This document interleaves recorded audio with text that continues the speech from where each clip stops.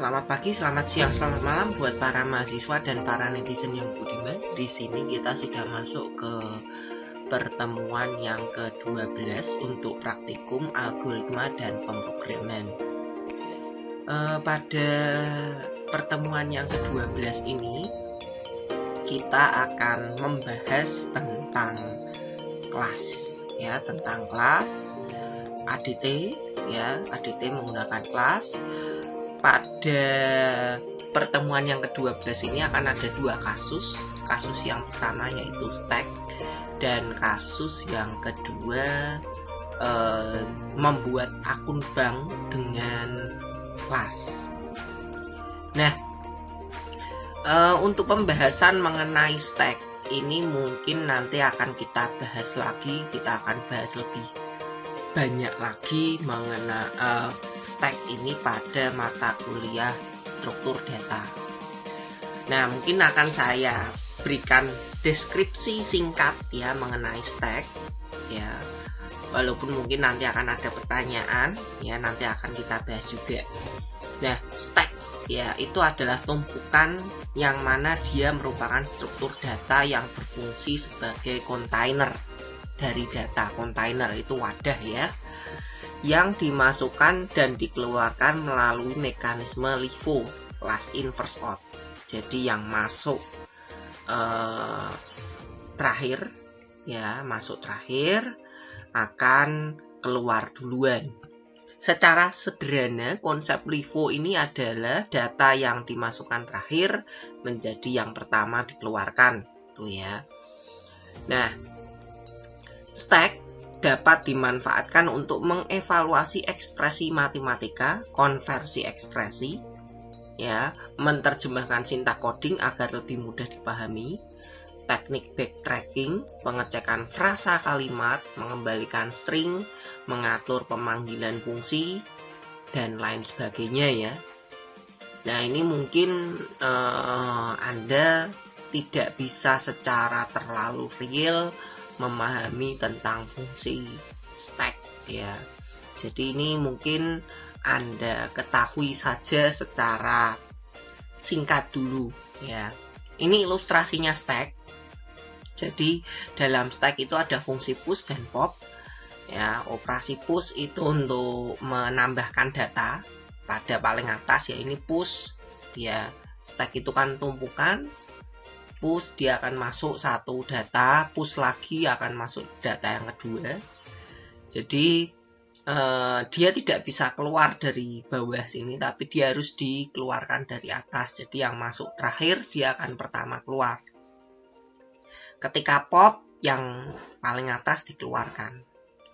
Nah, misalnya terdapat stack kosong S, lalu kita akan menambahkan data dengan melakukan operasi push 5.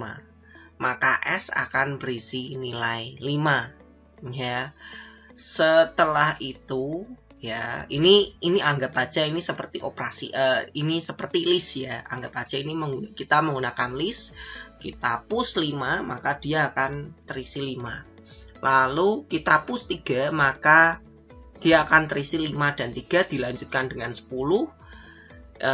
Maka dia akan berisi 10, 3, dan 5. Jadi ini terbalik ya, kalau kita ngomongnya yang tadi 3 yang terakhir, tapi ini nanti yang jadi yang pertama ya. Lalu saat kita memanggil operasi pop satu kali, maka yang terakhir kali di push ya akan diambil yang terakhir itu yang 10 ya, maka S bernilai 35. Ketika kita pop sekali lagi, maka yang akan bernilai S akan bernilai 5. Ya, ini memang ini gambarannya agak sedikit terbalik ya, dari bukan dari kanan ke kiri tapi kiri ke kanan ya. Lalu di Python sendiri sebetulnya sudah punya built-in ya, built-in dari abstract data type seperti yang sudah kita bahas pada materi teori berupa list. Jadi list itu punya banyak operasi ya. yang mana operasi itu tidak merepresentasikan stack, namun terdapat fungsi append. Jadi list itu sebetulnya lebih lengkap. Ada append, ada pop, ya, dan yang dapat berfungsi sebagai operasi push dan pop pada stack. Secara sederhana, ya, kita ingin membuat representasi stack secara teoritis yang diterapkan pada list di Python, maka kira-kira codingnya kurang lebih seperti ini. Jadi kalau kita punya stack 1, 2, 3, 4, 5, ini sudah ada tumpukan, yang bawah itu 1, yang atas itu 5. Kalau kita append, yang atas itu 6. Ya, kita print hasilnya berarti 1, 2, 3, 4, 5, 6. Kita pop, tinggal 1 sampai 5, kita pop lagi sampai 4. Ketika dicetak hasilnya 1 sampai 4. Nah, di sini saya sudah punya coding, ya. Ini untuk stack yang ini sudah saya buat. Lalu di sini saya juga sudah siapkan, tinggal running ya. Kita coba jalankan Python stack. Nah, ini hasilnya. Yang kecetak hanya 1 sampai 6 karena printnya setelah ditambahkan ya. Printnya setelah ditambahkan 6 setelah di append, dan ketika dia pop 2 kali maka 1 sampai 4. Sebetulnya perintah append, pop ini malah mungkin sudah Anda pelajari sebelumnya, sudah Anda ketahui sebelumnya. Tapi di sini ini sebetulnya representasi stack. Mungkin kalian juga bertanya-tanya, nah kenapa kok harus dadak kita belajar stack? Wong list aja operasinya lebih lengkap. Ya, lebih lengkap. Dia punya remove, bahkan remove-nya posisinya bisa di tengah dan del dan lain sebagainya. Ya, tapi tidak apa-apa ya. Mungkin ini jadi sedikit tanda tanya. Ya, tapi pelajari dulu saja ya. Terima saja dulu. Ini adalah contoh operasi stack. Nanti Anda akan lebih memahami di sesi berikutnya, khususnya pada mata kuliah Strukdat. Nah, saya lanjut lagi. Ya, saya lanjut lagi. Pertanyaannya, bagaimana jika pemanfaatan variabel stack di atas diganti dengan kelas, yaitu dengan operasi push dan pop.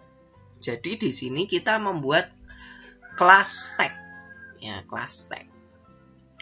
Kelas stack ini nanti akan jadi objek ya. Hasilnya ada objeknya, jadi ini kelas, ini nanti outputnya objek. Yang mana dia sudah punya konstruktor, ya init itu konstruktor, ya. Self itu nanti objeknya, nanti bisa diganti dengan kata lain, ya. Dan by default dia sudah punya elem, ya. Elem ini sebetulnya dia merupakan data atau properti atau field dari stack. Jadi kelas itu kan sebetulnya dia punya state atau data atau properti atau field atau variabel, sama semua ya. Jadi kelas itu punya field, variabel, state, property, itu istilah yang sama. Dan yang kedua dia punya behavior, punya method, behavior atau method atau fungsi, itu sama. Ya, jadi artinya di sini dia kelas stack ini mempunyai 4 behavior atau 4 fungsi, yaitu konstruktor, push, pop, dan str.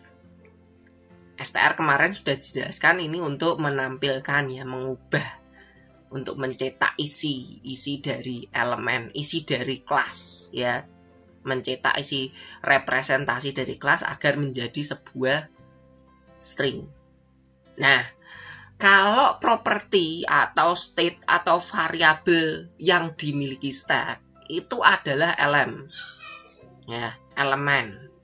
Jadi elem ini adalah by default dia sebagai properti atau variabelnya. Karena ini sudah masuk pada konstruktor. Jadi semua stack akan memiliki element. Ya. Nah, pertama kali ini element diberikan nilai list kosong. Jadi element ini adalah list. Ya, list kosong. Jadi self element sama dengan element. Ini adalah list kosong. Lalu di sini push ya. Di sini push. Anda diminta untuk mengisi elemen dengan append. Cuma satu baris kode saja di sini. Yang kedua, ada pop. Untuk pop, perintahnya adalah ambil elemen terakhir dari push dengan pop dan pastikan panjang elemen lebih dari 1. Jika tidak, cetak print tidak bisa melakukan pop. Jadi ini fungsinya agar tidak error. Karena ketika pop itu setidaknya elemen itu harus lebih dari 1 atau setidaknya 1 ya, minimal 1 itu baru bisa di pop. Kalau 1 di pop berarti kan dia jadi kosong. Nah, jangan sampai ada list kosong di pop. Ya. Anda mungkin membutuhkan fungsi len ya. Ini untuk tahunya kita pakai fungsi len untuk mengetahui panjang elemen. Nah, di sini Anda bisa membuat 1 sampai 4 baris kode. Ya, 1 sampai 4 baris kode. Di sini ada juga dev str ini untuk mencetak ya ini ya. Kita lihat untuk codingnya yang stack saya sudah isi semua. Jadi ini sama. Self element sama dengan element. Lalu yang kedua untuk push. Nah, tadi ya self element. Jadi ini untuk menunjukkan elemen. Self ini merupakan objeknya, objek dari stack. Elemennya ini elemen dari stack. Elemennya kita append data. Data itu variabelnya. Lalu untuk pop, ini 4 baris ya. Betul 4 baris. If len self element lebih besar sama dengan 1 ya. Karena minimal 1. Maka self element.pop. Ya, perintah pop. Lalu untuk ini str-nya berarti sama. Nah, terus untuk main code-nya kurang lebih seperti ini. Ini juga sudah saya copy ke Notepad. Nanti, nah untuk copy ke Notepad karena saya pisah menjadi 2 file, jangan lupa di sini from stack import bintang. Jadi stack ini nama file dari ini, karena ini nama filenya ya, nama filenya bukan nama kelasnya. Jadi nama filenya stack.py ya, from stack import bintang ya, kita gunakan fungsi seperti ini. Lalu dev main print percobaan stack S1. S1 sama dengan stack, artinya apa? S1 ini adalah objek dari stack. Jadi self ini mengacu pada S1. S1.push 6. Print S1. Nanti dia akan muncul 6. S1.pop, maka dia tidak berhasil dilakukan pop yang nanti di ini akan menjadi kosong. Ya, ini pada bagian ini stack akan menjadi kosong, pada bagian ini tidak bisa dilakukan pop, dan pada bagian ini list S1 akan menjadi kosong. Kita jalankan dulu, coba jalankan.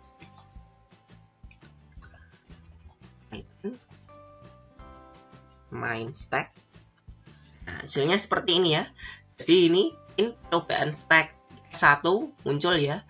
Ini bawah atas ya. Kita print S1.stack. Ini otomatis dipanggil ya, walaupun di sini ini otomatis dipanggil di sini ya, di print. Ya, di line 6 ini dicetak. Ya. Dicetak, ini line 6. Ini kan di push dulu, 6 masuk, dicetak. Lalu S1.pop tidak memunculkan apa-apa. S1.pop yang kedua, 6 ini kan hilang karena dia lennya kurang dari 1 atau sama dengan 0, tidak bisa melakukan pop. Ini akan muncul. Nah, tidak bisa melakukan pop. Ini ketika dicetak lagi di main, ya, cetak lagi print stack, dia akan kosong. Ini adalah stack kosong. Pada percobaan stack kedua, ya, S2 diisi seperti ini, ya, 1, 2, 3, 4, 5, ya, terus di push 6, ya, di print hasilnya 1 sampai 6. Di print S2, ini S.pop, maka hasilnya 1 sampai 4. Gampang ya, jadi kurang lebih seperti itu. Nah, tadi ini kan mengacu pada self, itu kan mengacu pada objek. Self itu misalnya kalau kita ganti A, ini boleh ya. Nah, seperti ini. Nah, tidak ada masalah. Karena self ini sebetulnya mengacu pada objek. Apakah dia S1 atau S2? Ya, ini jadi untuk kelas dia membutuhkan self. Karena self ini mengacu pada objek. Self itu objeknya. Objek dari stack. Stack itu kelasnya. Ya. Stack objek. Nah, ini self ini objeknya. Objek dari stack. Itu ya, jadi ini untuk membuat representasi kelas dari stack. Lalu yang berikutnya, ya ini outputnya sama ya. Lalu yang berikutnya ini untuk akun bank. Nah, deskripsinya setiap akun bank setidaknya memiliki data sebagai berikut: nama pemilik akun atau nomor rekening, ya. Atau rekening, nama pemilik akun atau rekening, lalu nomor rekening dan saldo. Kemudian terdapat transaksi utama, yaitu menabung dan mengambil uang, serta pemilik akun dapat melihat saldonya. Jadi ada 3 operasi utama ya. Perhatikan bahwa atribut data adalah, jadi ini atributnya, atribut, properti, variabel, field itu adalah yang istilah yang sama. Nama pemilik rekening, nomor rekening, dan saldo. Jadi ini adalah atribut. Nanti kita bisa masukkan di init ya, bisa dimasukkan di init. Lalu yang berikutnya, yang kedua,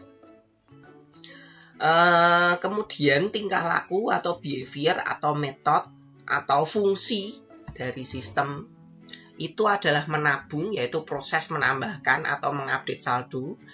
Nah, ini pastikan ya, menabung itu tidak mungkin berkurang ya, menabung itu harus ditambah. Kemarin di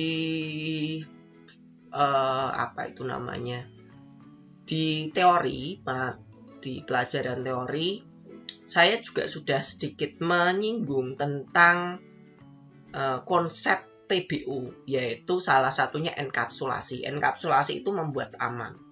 Nah, nanti untuk lebih jelasnya, lebih pahamnya, itu akan dipelajari di mata kuliah PBO.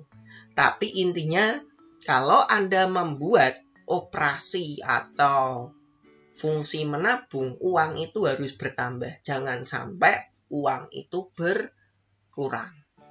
Lalu yang kedua, mengambil uang. Mengambil uang juga sama. Ini pengurangan atau update saldo.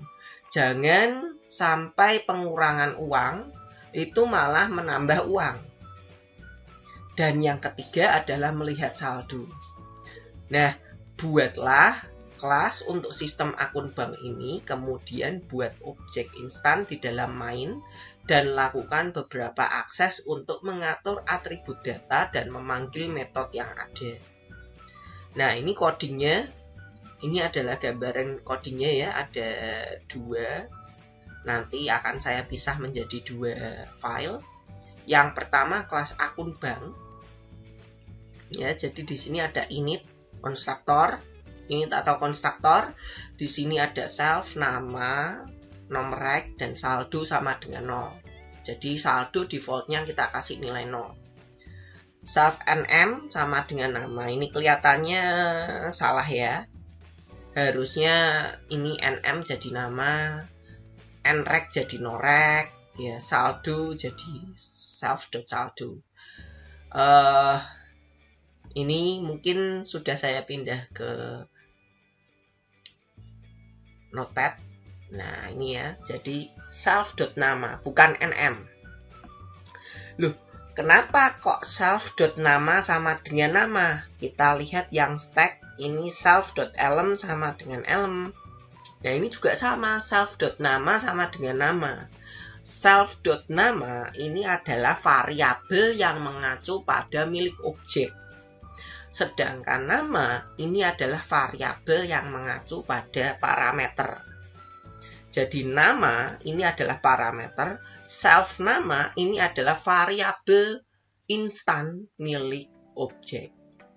Variabel instan milik objek. Ya. Karena di dalam objek oriented itu ada beberapa macam variabel ya.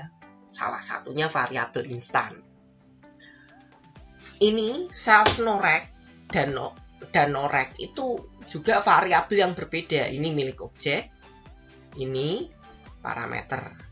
Self saldo juga demikian. Ini milik objek, ini parameter.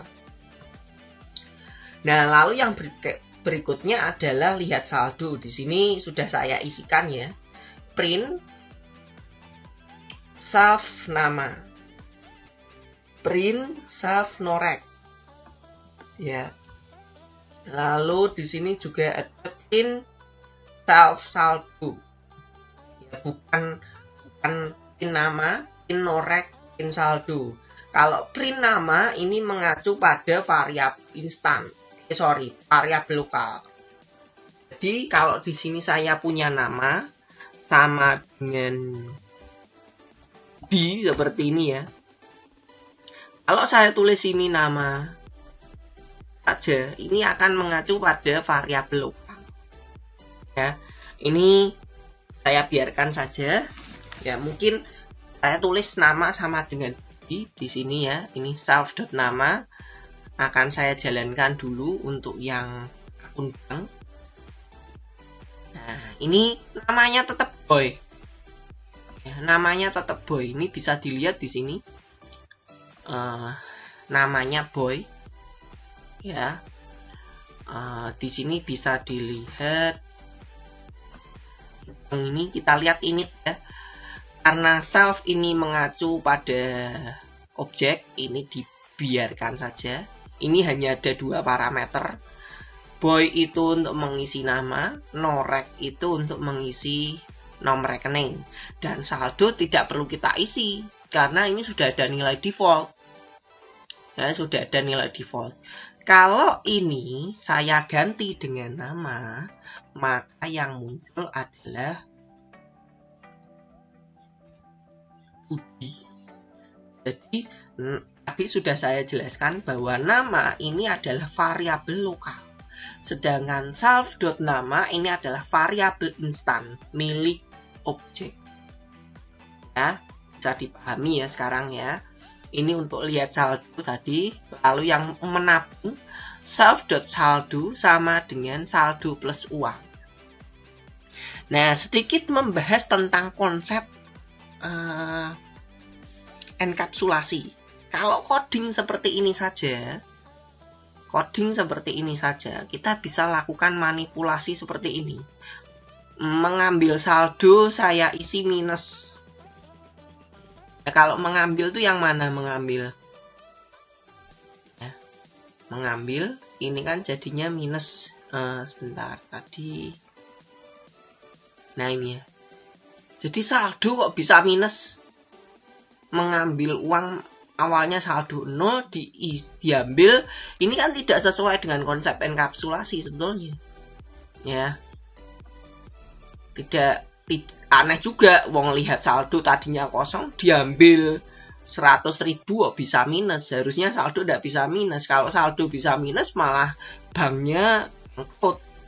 Nah, ini kalau saya isi lagi seperti ini, ketika saya ambil dia malah dapat uang lagi. Jadi konsepnya di sini, sebuah fungsi di dalam kelas harus memastikan agar saldo ini tidak bisa minus, tidak bisa bertambah saat diambil. Nah, nanti coba Anda perbaiki ya, untuk yang akun bank, untuk yang menabung, baik yang menabung ataupun yang mengambil, silahkan modifikasi lagi agar kalau menabung ya saldonya harus nambah, harus nambah, tidak bisa berkurang. Ini kita coba ya, yang ini kan hanya akunku mengambil. Kalau ada akun menabung seperti ini ya, ini menabung, akunku menabung, saya isi 100.000 seperti ini, kita kan tambah nih. Nah, kita akan bertambah ketika dia. Nah, ini ya, boy awalnya 0, lalu dilihat saldo masih 0, menabung, atau ini menabungnya saya taruh di atas ya. Nah, ini, sorry, menabungnya saya taruh di atas di sini. Nah, ini ya. Ini tadi ini kan memang disuruh ngisi menabung nih 20.000 ya toh. Ini kalau 20.000 ya minus, harusnya minus 80.000 ya. Nah, ini ya, ini 100.000. Kalau ini saya isi 20.000 ya